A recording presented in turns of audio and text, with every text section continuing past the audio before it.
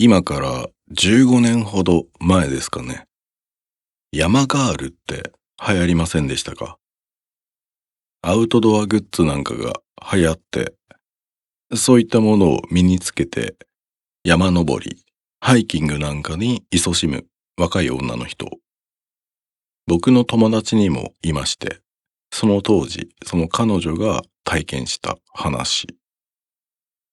近畿地方に旅行がてら友達と出かけて、目当ての山がありまして、そこに昔から行ってみたくて、いい機会だからってことで登ったらしいんです。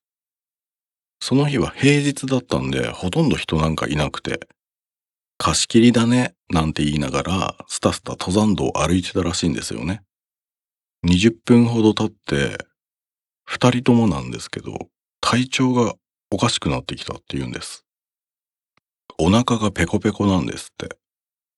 友達がね、お腹空かないって言うから、あ、お腹空いてるって。山頂で食べようと思って持ってきてたサンドイッチとコーヒーを、ちょっと早いけど食べちゃおうかってことで、そこでパクパク食べてたらしいんですよ。だけどお腹が膨らまなくて全部食べちゃったんですって。それでもお腹が空いている。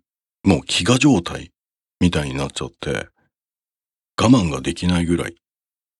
だから山登りを諦めて、今歩いてきた道を戻って下山したっていうんです。バス停にたどり着いた頃にはもうヘトヘトで、お腹が空きすぎて、二人とも喋る元気もない。そんな状態でバスを待ってたら、たまたまタクシーが一台通りかかってくれて、空車のランプだったんで手を挙げたら止まってくれて乗ったんですって。町の方まで行けばお店なんか山ほどあるから、とりあえず町の方にお願いしますって言ったら、運転手さんがガチギレしたんです。あんたたち山入ってきただろ。ダメだよ。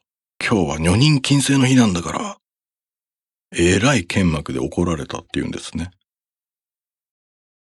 道すがら話を聞くと、近畿地方の山って、女の人が入っちゃいけない日があるんです。それが7月1日。その日なんです。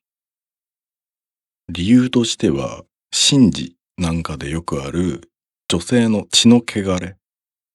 7月1日は山の神様が降りてくる日。昔からそういう言い伝えがあるらしくて、タクシーの運転手さん、地元の人なんで叱られた。